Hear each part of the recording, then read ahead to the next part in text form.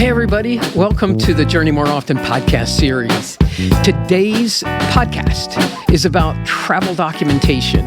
We're going to be talking about things like identification, passports, visa and country entrance fees, transportation, working papers, security clearance, vaccinations, insurance, TSA preclearance, global entry, and returning from a trip and how that works. So the first thing that we're going to talk about is the documentation is country dependent. That means that all countries require all things. Some countries require different things. For instance, we mentioned vaccinations. Well, sometimes when you're going to a country near the equator, they require specific vaccinations. But, if you're going to another country, they might require actually completely different vaccinations. So we'll get into that more in detail when we talk about vaccinations, but not all countries require all things. Then we look at timing. The big thing that everybody has to do if you're traveling is to make sure that you're applying for, or you leave enough time to obtain all the documentation that's required. For example, you need to, if you're applying for the passport for the first time or a renewal, you need to allow enough time, like a couple of months in today's world. You can fast forward that if you pay enough money, but you don't want to necessarily have to do that. You don't want to need to depend on that unless it's an emergency that you have to go, leave the country.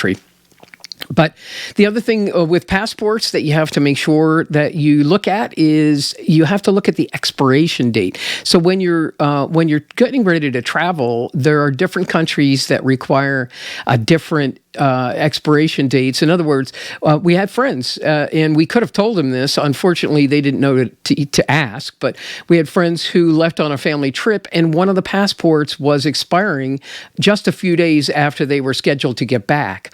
Well, the problem with that is they weren't allowed to leave this country, so they actually had to file for a passport update in order to make that happen.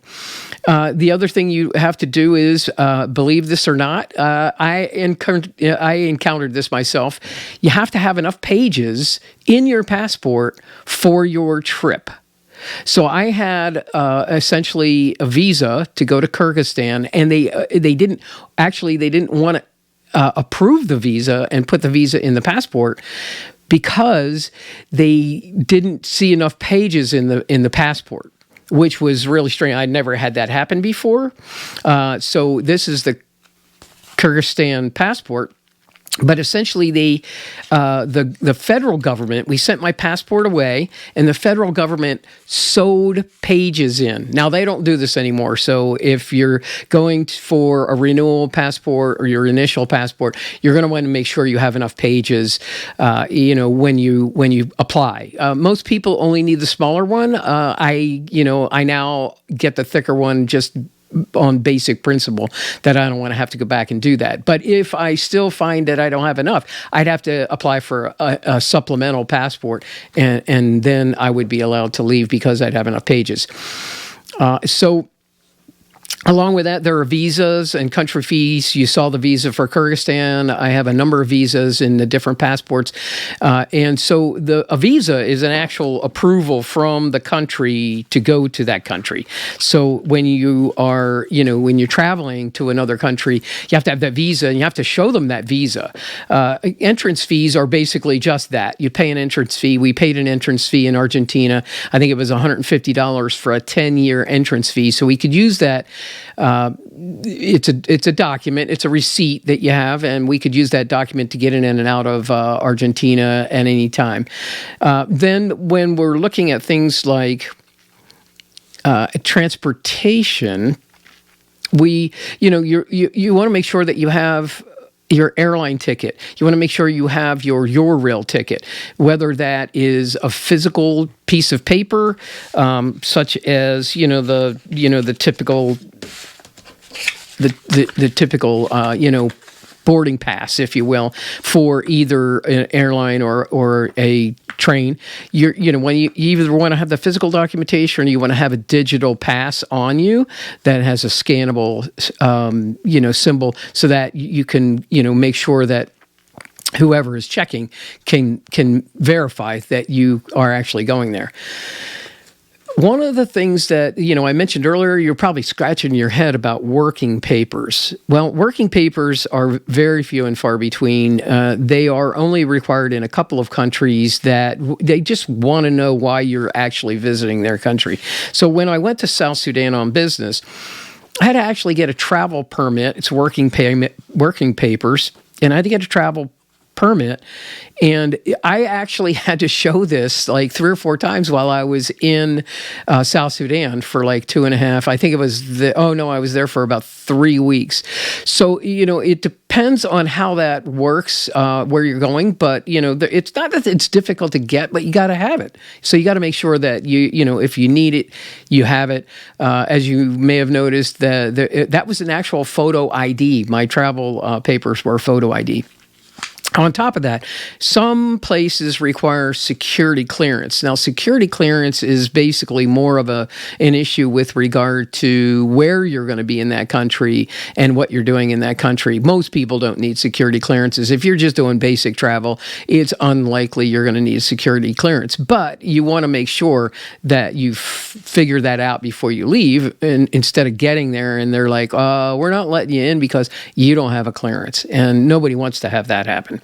So then when we're looking at other things, vaccinations, by the way, the World Health Organization has been putting out what's called the yellow card, the WHO yellow card, and where every vaccination that you have is logged, that you can carry this with you. Especially, this is really, really important when you're going into places that have, say, dengue fever or malaria, because they want to make sure that you're okay when you get there, and that you're not going to get sick on them while you're there. So you can carry this and have this in those places. And by the way, I also have my COVID shots that are marked in there.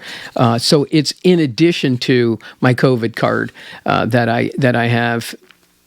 And, so that's important. Like when we went to Switzerland, we had to have the COVID card.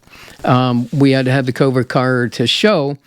And when we left, we also had to have a negative COVID test that was scannable, so that, when you're running out of the country and coming back to the United States, which is what we were doing, it was required to have that negative test. And there are some digital places that do that. We had originally signed up for that, but the software didn't work, so we're not really sure if that works now or not. I think travel started to open up a lot, and maybe the website got overwhelmed by different people trying to schedule tests, COVID tests. Insurance. So you're going to want to make sure that you have your medical insurance, that you can buy medical insurance. And by the way, you can buy car insurance as well when you go overseas. It's particularly important when you buy medical insurance, if you're buying medical insurance, because not all insurances cover everything that happens overseas in every other country. If you're just traveling to a place like Europe or, basic places in China and, places like that, you're probably not going to have a whole lot of problem. But if you're going to places that aren't as developed, so to speak, that may be an issue with trying to get good medical care and having it covered under your own insurance. So that's a consideration. Car insurance, same thing. Our car insurance is excellent. We are covered when we go overseas. We don't have to get any extra coverage, but there are times when you want to get that extra coverage. And there are times, quite honestly, that we pay for it on purpose, because when you there are certain countries that just block out your car insurance. So you're going to want to go there and make sure that you have the peace of mind that if for some reason an accident occurs, that you're covered and everything's good to go. There's also trip insurance. Typically, we don't worry about trip insurance. However, there are real reasons to get trip insurance. In the age of COVID, for instance, you had no idea whether you personally were going to get COVID or possibly even a loved one that was going to get COVID, that you would have to, if you're their primary caretaker, then, you would have to stay back and not travel. And therefore, the trip insurance is really important. Also, anytime you're a primary care person for somebody who has a physical handicapped or an elder loved one.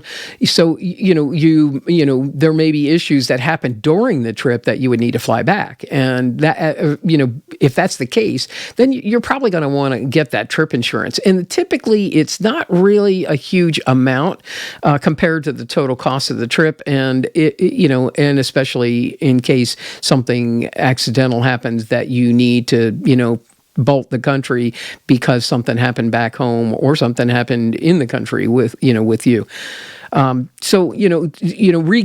Consider insurance as you're going along and making sure that everything's, the way it should be.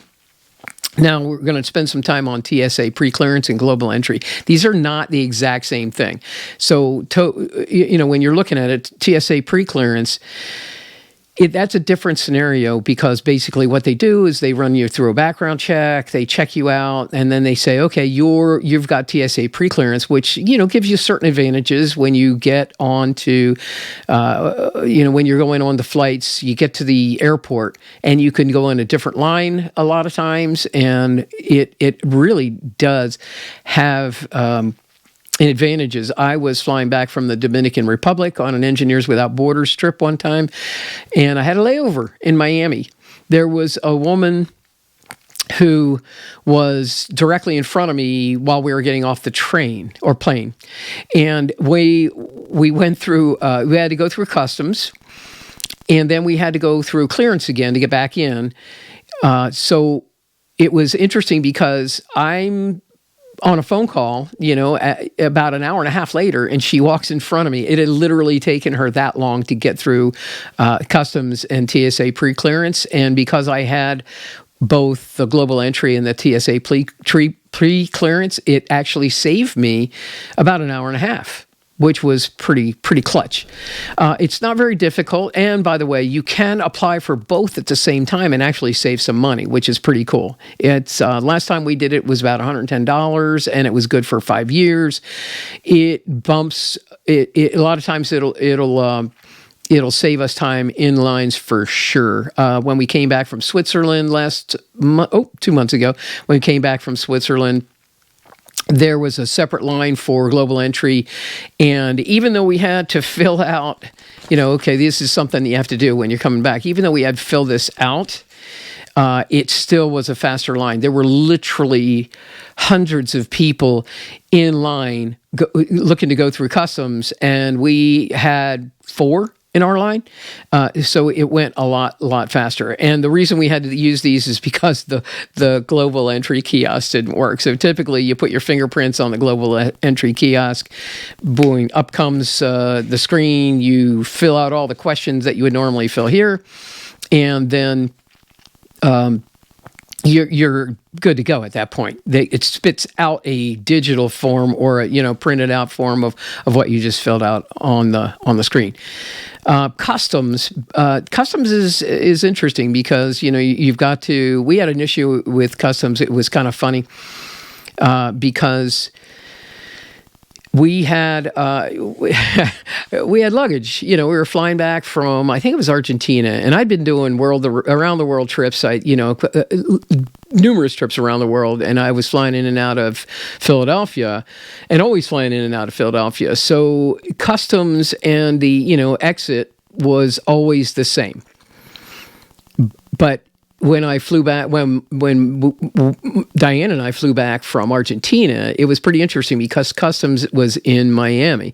I just mentioned that I got through customs in Miami when coming back from the Dominican Republic, and I had learned my lesson. So you actually have to go and pick up your bag, and once you pick up your bag, you go through customs, and then send your bag back through. You have to go back in again through through what do you call it? You have to go through security one more time, and so it gets interesting. So we had done that, and I said, no, I don't need it. The bags will follow us. Thinking about Philadelphia, we get to Philadelphia, no bags. So that was interesting because now it's my fault. But I said, hey, my luggage was lost, and I filled out the form and followed the paperwork. I got a call later that evening. They said, hey, we found your luggage in Miami. We walked it through customs ourselves, and we put it on the next flight. We'll have it out to you at the house. And they did. They actually brought it out to the house. I didn't have to take it through security. I didn't have to, we didn't have to do anything. They just brought it to the house. And I was like, well, I really shouldn't do that every time, but boy, would that be fun if I didn't have to do that all the time. But, customs has its own thing. They ask you some questions. They want to make sure that you're not bringing anything weird in from another country. A lot of times it's soil and plants and fruits and, or food and some types of food because, there are different things that come along with that. And so you want to make sure that you follow those rules. And the other thing that they do is in customs, which is interesting, a lot of times they'll separate the home country from tourists. In particular, this is Europe has this a lot. They have one line, you go over here, and that's for the country only. And then you have all the tourists over over in the 1, 2, 3, 4, 5, 6, 7, 8, 9 lanes, how many lanes they have. It's interesting because we've noticed this a couple of times, and one poor woman was standing in line. She was only 4 back, but, she wasn't in line, the big lines, which were 10, 11, 12 back. When she got up, they were like, hey, you can't come through this line. You're not you're not from the European Union. You're not from Switzerland. And she was, she had to get out of the line and go back in the regular line. So that was unfortunate. But it's something that you can avoid by just, keeping an understanding of where you're at and what you're going through. Read the signs. By the way, a lot of places are in English. If you don't read or speak another language, a lot of the signs in different countries are in both their country language and in English, which is incredibly helpful. When we were on the train, when we went from, I think it was, we went from Zurich to Germany, and we traveled through Austria to get there. They had German, French, and English as, it was just part of the deal. They would say it in German, they would say it in English, they would say it in French. So we didn't really have to worry about, what's going on next. They were actually informing us the whole time. So we talked about, having the COVID test return. I don't think that's an issue anymore. Let me talk about one more thing. So if you're looking at your boarding pass and you see this, it's 4 S's. That's, now normally I don't get that because I'm TSA preclearance, so that I don't get the extra screening. So basically what that is an extra screening. So essentially, if you get selected, and it's fairly random, obviously, for me, because, I got it, I went to sign up, I went to get my boarding passes the night before we were flying out, and it said, hey, you got to go to the kiosk to get your boarding pass. So I show up, and it's got the 4 S's on it, and I'm like, by the way, it was good that we showed up, because one of the things that we haven't talked about, and we didn't talk about it at all, it's a good thing that I showed up, because if you buy something over in Europe in particular, they had what's called a VAT. It's a value-added tax. Well, U.S. citizens aren't required to pay that value-added tax. Now, you have to meet a minimum requirement. So for us, we had purchased more than €300 at one store. So the entire purchase was then free of the value-added tax, which I think was like 14%. So you're, basically we're going to get 14% off whatever we pay at that store.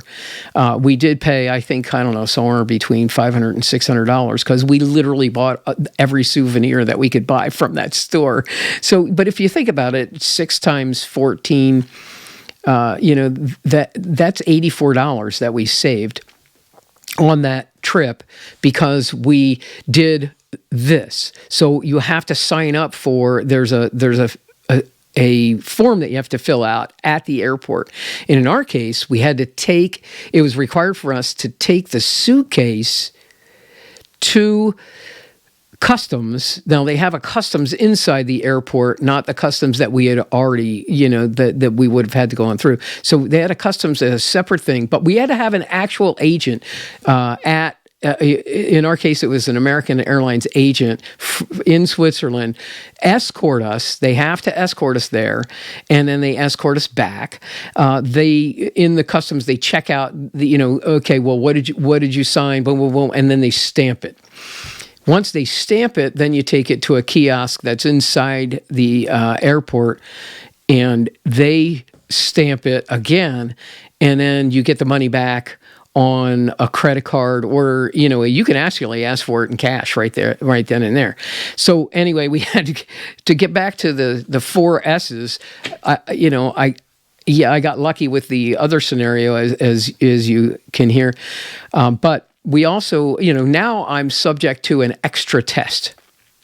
So my name gets called, we're sitting at the gate, my name gets called, you got to go through, this extra security. So I show up, there's a screened off, it's partitioned off with like curtains, and you go in there and they're literally wiping everything down that's in my bags. They're wiping everything down that, they're wiping me down. They were more, honestly, they were focused on my hands and on my shoes and whatnot, because I think my guess is they were looking for either probably not gunshot residue, but, some sort of explosives, that comes off, sometimes, if you've handled them. Fortunately, I don't handle them, so it wasn't an issue for me. And, I got cleared. And so, you can see it's crossed out. So it's, one of those things where, fortunately, I stay pretty clean. I don't do anything ridiculous. So everything was okay. And they did it in way far enough time to make the flight. Boarding didn't even start for another 15, 20 minutes, after I was cleared. So that was pretty good. But, these are things that as you're looking at trips and you're looking at things that you want to do, you want to take, you want to make sure you have all that travel documentation on hand, and you're following whatever protocols that are required for whatever countries you're going to. And as you can see, it can either be a little or a lot, depending on where you're going. Most places just require a passport. Sometimes when you're flying through, like when I flew through Bahrain, I had to actually pay a country entrance fee. They forced me to get off the plane and pay the country entrance fee and then get back on the plane again. But it's part of the cost of traveling.